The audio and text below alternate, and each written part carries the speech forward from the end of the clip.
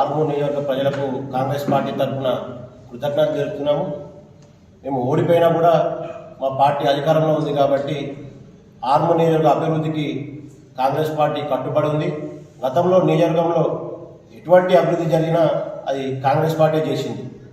మన నియోజకవర్గంలో ప్రధాన జీవనాధారమైన వ్యవసాయం కానీ, వ్యవసాయానికి సంబంధించిన సాగునీరు కానీ, మద్దతు ధరలు కానీ, వాటికి అనుబంధంగా పరిశ్రమలు కానీ, ఇటువంటి అన్ని ఎత్తిపోతల పథకాలు, మద్దతు ధరలు, సెజ్ ఇటువంటివి పెట్టి కాంగ్రెస్ పార్టీ చేసింది.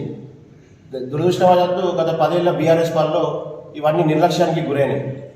ఇప్పుడు అవన్నిటినీ తిరిగి ఏమేమి అవసరమో, కొత్తగా ఏమేమి అవసరమో, శిథిలావస్థలున్న ఎత్తిపోతల పథకాలు కానీ, కొత్తగా అవసరం ఉన్న ఎత్తిపోతల పథకాలు కానీ, లక్కంపల్లి సెజ్ పునరుద్ధరణ కానీ, లెదర్ ఫ్యాక్టరీ పునరుద్ధరణ కానీ, ఆర్మూర్ పట్టణానికి మాస్టర్ ప్లాన్ కానీ, ఆర్మూర్కి సంబంధించిన అభివృద్ధికి సంబంధించిన దాని గురించి కానీ, ఇవన్నీ కాంగ్రెస్ పార్టీ ప్రజల గతంలో 2009లో మీరు చూసినట్లయితే మా పార్టీ అధికారంలో ఉండే ఇక్కడ స్థానికంగా మా ఎమ్మెల్యే ఓటమి చెందింది.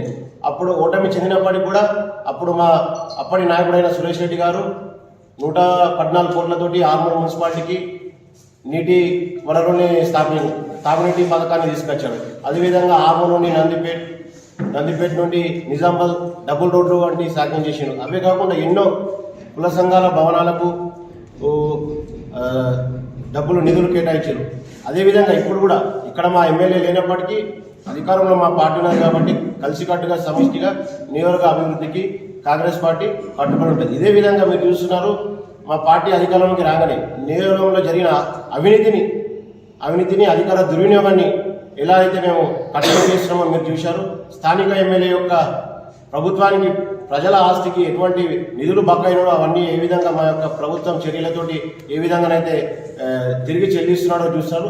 అదేవిధంగా ఆర్మూర్ మున్సిపాలిటీలో కూడా ప్రతి ఒక్కరికి తెలుసు ఎటువంటి అవినీతి జరిగింది, చైర్మన్ పాలకవర్గం ఎటువంటి అవినీతి చేశారు, ఇళ్ల నంబర్లు కానివ్వండి, ప్రభుత్వ స్థలాలు కానివ్వండి, కనీసం సామాన్యుడు ఏదైనా పని మీద మున్సిపాలిటీకి వెళ్తే మినిమం 1000-2000 రూపాయలు లంచం చేసి అతని పనులు జరగడం లేదు.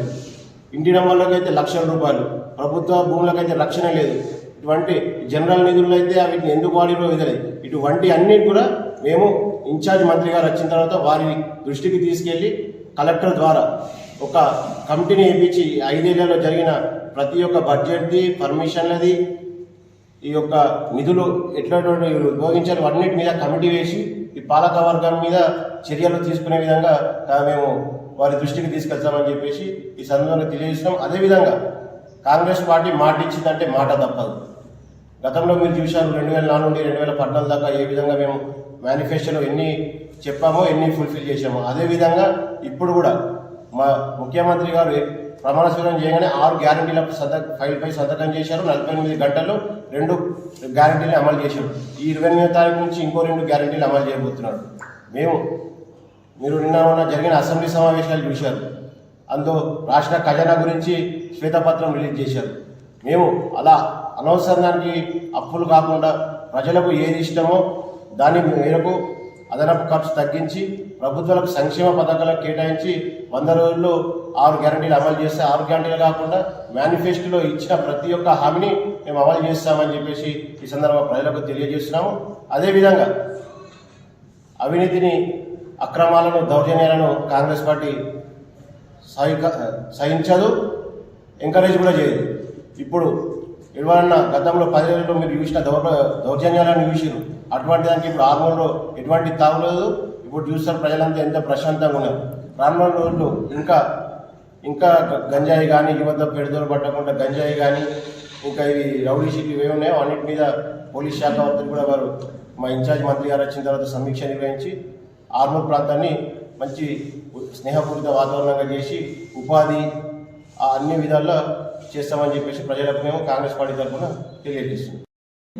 నమస్కారం.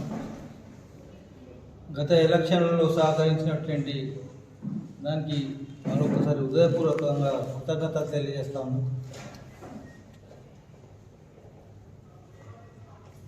పోయిన నెల ఎలక్షన్స్ జరిగిపోయినాయి. ఇప్పుడు ఆర్మూర్ టౌన్లో ఒక చర్చ, కాంగ్రెస్ పార్టీ అధికారంలోకి వచ్చింది. రాబోయే సంస్థాగత ఎలక్షన్లోనే పార్టీ అనుసరించిన విధానాన్ని దాని గురించి వివరించారు.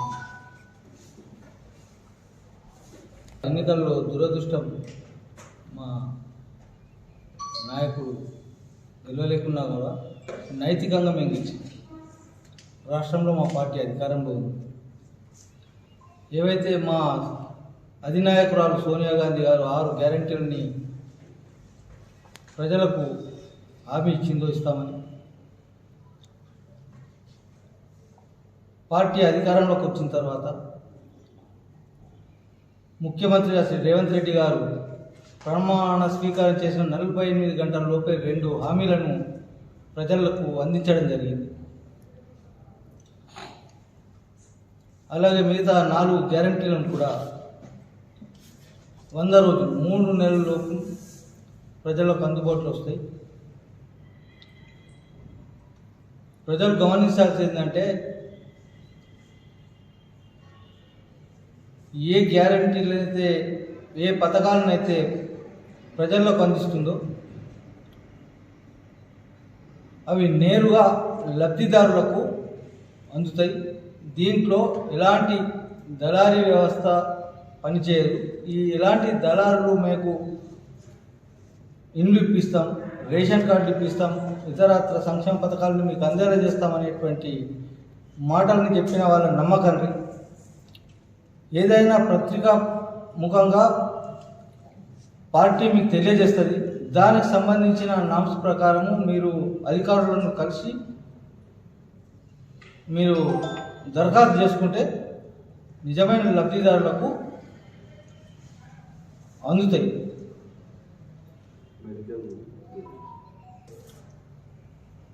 రానున్న సంస్థాగత ఎన్నికల్లోకి పార్టీ నిర్దిష్టమైన ప్రణాళికలతోనే ముందుకెళ్తుంది. అన్ని స్థానాలలో పార్టీ అభ్యర్థులను నిలబెడుతుంది. ఖచ్చితంగా పార్టీ అభ్యర్థుల్ని గెలిపించుకునే క్రమంలో మా నాయకత్వం పనిచేస్తుంది. అయితే ఆర్మూర్ టౌన్లో చాలా అక్రమాలు జరిగినాయి. ఆ అక్రమాన్ని అన్నిటి మీద త్వరలోనే మా నాయకత్వంతో చర్చించి కలెక్టర్కు కంప్లైంట్ చేసి విచారణ జరిపిస్తాం. ఈ రోజుల్లో కాంగ్రెస్ పార్టీ ప్రజల పక్షాన ప్రజలతోని కలిసి పనిచేస్తుంది. ప్రజలలో ఏదైనా ఒక నమ్మకం అపనమ్మకం ఏదైనా ఉన్నా కూడా మా కార్యకర్తలు మా క్యాడర్ ప్రజలలో పోతారు, దానికి అవగాహన కల్పిస్తారు. స్థానిక సంస్థల్లో కాకుండా పార్లమెంట్ లోక్సభ ఎలక్షన్లో కూడా మా రేవంత్ రెడ్డి గారు ప్రకటించారు. జనవరిలోనే మనకు అభ్యర్థుల ప్రకటన జరుగుతుంది. ఆ రకంగా పార్లమెంట్ ఎలక్షన్లకు ఇన్ఛార్జ్లను కూడా నియమించారు. అబ్జర్వర్గా మన కేరళకు చెందిన లింబోర్కర్ గారు మరియు పార్లమెంట్ ఎలక్షన్ కమిటీ ఇన్ఛార్జ్గా ఎమ్మెల్సీ జీవన్ రెడ్డి గారు మాకు ఇన్ఛార్జిగా ఇచ్చారు. వాళ్ళ ఆధ్వర్యంలో పార్టీ క్యాడరు ఖచ్చితంగా బలంగా పనిచేస్తుంది. పార్లమెంట్ ఎలక్షన్లో కూడా మేము విజయం సాధిస్తాం. ఎప్పటికప్పుడు వార్తలను వీక్షించేందుకు Q9 న్యూస్ ని సబ్స్క్రైబ్ చేసుకోండి, లైక్ చేయండి, షేర్ చేయండి. విలువైన సమాచారాన్ని ముందుగా మీరే తెలుసుకునేందుకు బెల్ బటన్ ని క్లిక్ చేయండి.